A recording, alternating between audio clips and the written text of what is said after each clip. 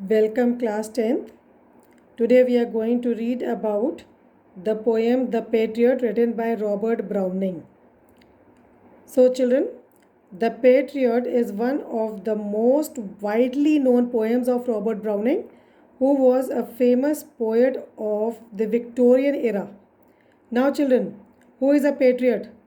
Actually, a patriot is a person who loves and strongly supports or fights for his or her country. So, before reading the poem, let me give you the gist of the poem. Let me tell you about the poem first. So, Robert Browning, his poem, The Patriot, it is a reflection of the rapidity with which a hero's fortune can really change in this world. It is a story of reward and punishment which is meted out to the speaker, the narrator, or the patriot, actually, who is the speaker here, within 1 year for his services. The patriot who was welcomed with roses a year ago by the public, we will find that he is going to be executed like a criminal now. Executed means the act of putting one to death. So he is going to be put to death exactly 1 year after he was acclaimed by the public. He was so much admired by the same people who are going to lead him to his death now. So in this particular poem, what we are going to find is that some critics also have seen this poem as a harsh and a critical satire on public's fickle attitude. Actually, the poem portrays that how love, respect, honor, which are given to someone, is so momentary, transient, and is subject to erratic changes in this life. One moment we might hold a person, put him on the pedestal, and the next moment we might throw him on the ground. So, the center of this poem actually is a patriot who is in a critical situation. Only a year ago, he was acknowledged as godlike by the public and he was given a hero's welcome on his arrival in the town. But today, he is being taken to the scaffold to be executed. So, this is what we are going to see now in this poem. Before I begin reading the poem, let me again tell you about the style of the poem. Actually, it is a dramatic monologue. In a dramatic monologue, actually, a single person who is not the poet, he speaks through the medium of an imagined character. So here, the patriot, the speaker, the narrator is an imaginary character, not Robert Browning. He is an imagined, so the imagined character who speaks in this poem is a patriot who is being taken to the scaffold for reasons which the reader or we people are not aware of. We remain unaware of it. Robert Browning does not tell us about why he is being taken to the scaffold to be executed. So, the speaker or the patriot here does not show any wounded pride also, and he willingly accepts his fate. He is resigned himself to his fate, whatever lies in store for him. So actually, we find the patriot is nostalgic of his past but changes to not being regretful. He is not regretful. He consoles himself that he will be rewarded positively by God. And moreover, Robert Browning portrays the patriot situation so dramatically that the readers tend to sympathize with him in the end. We have our sympathies with him, no matter whatever he must have done. Now, children, in this poem, we can see that the poem has 6 stanzas. It is divided into 6 stanzas. The stanzas can be seen as a reflection of different stages in the patriot's life. First, 3 stanzas narrate the story of his heroic past, while the last three of the stanzas They reflect his present unheroic state. So the poem is between the past and the present. In the present, the patriot is remembering about his golden past. So now let me begin reading with the poem. Coming to the first stanza. It was roses, roses all the way, with myrtle mixed in my path like mad. The house roof seemed to heave and sway, the church spires flamed, such flags they had a year ago on this very day. So now see children, it was roses, roses all the way. Roses, you may underline, write down metaphor, the figure of speech metaphor is there. Second line, you can underline these words, myrtle M, mixed M, mad M. This is a figure of speech, alliteration. I'll explain to you just now. Now, coming to the explanation of the first stanza,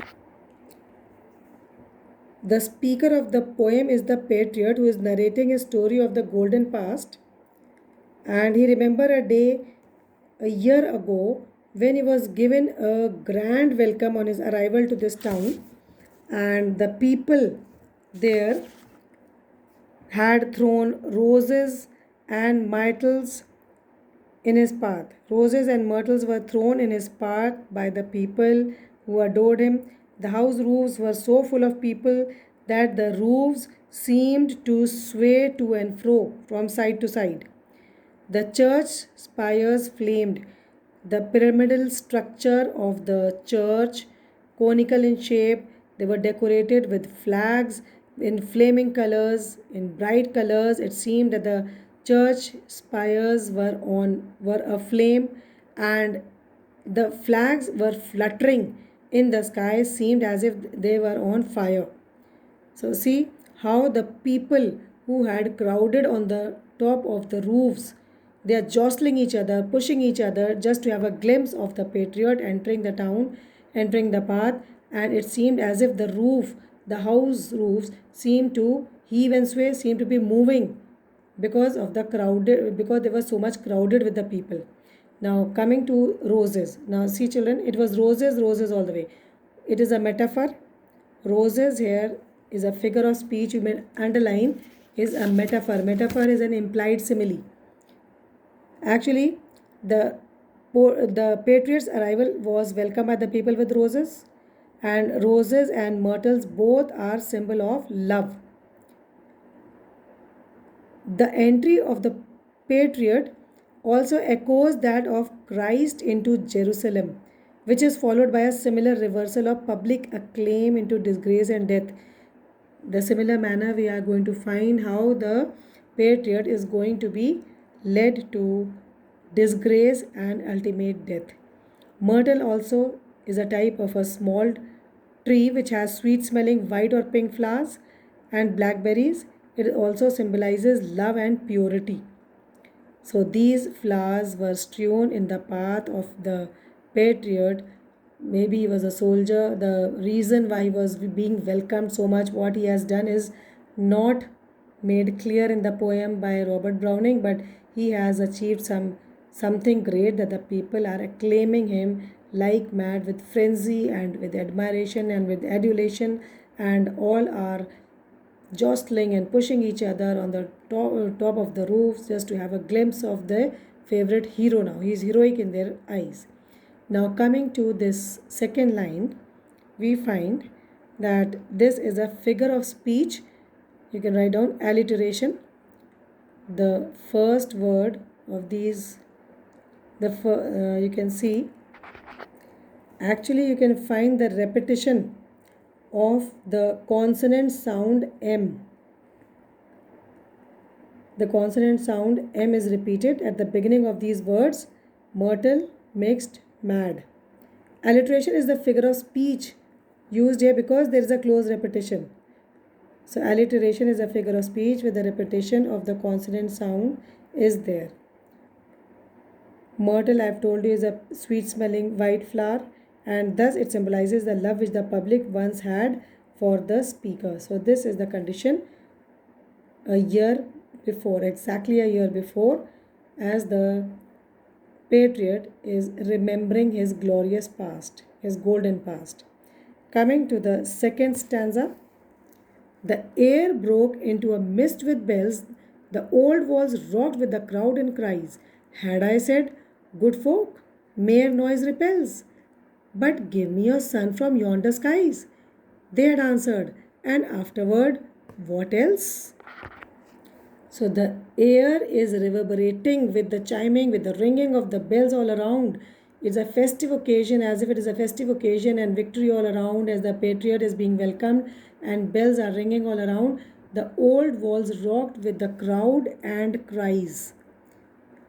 The old walls, it seemed, with the frenzy of the people at the arrival of the patriot, the walls of the building, the old walls of the building, seemed to shake with the crowd and their cries, and momentarily they seemed to sway from one side to the other to such an extent that even if he had asked the crowd that, "Oh, your noise is repelling, but I would like to have the sun from the skies over there." Sun stands for, is symbolic of something which is impossible to be achieved. He says the people were so much impressed by him at that time, by his heroic act, that even if the patriot had demanded, asked for the sun, something impossible, they would have got it for him, and then asked him that after this, what else would he require? What else would he need? This much was the frenzy. So much was the frenzy of the people. Coming to the third stanza, children. Alack, it was I who leaped at the sun to give it my loving friends to keep. Naught man could do have I left undone, and you see my harvest, what I reap. This very day, now a year is run. Now, coming to the third stanza.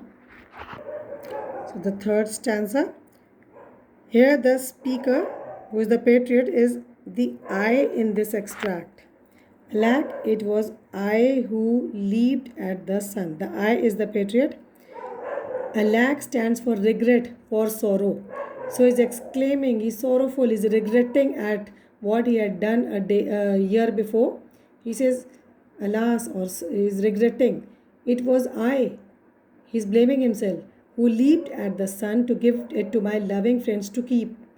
Now, see, children, this is also a reference to the mythological character over here, Icarus, who was the son of Daedalus. As the story goes on, Icarus made for himself wings to fly. These wings were made of wax.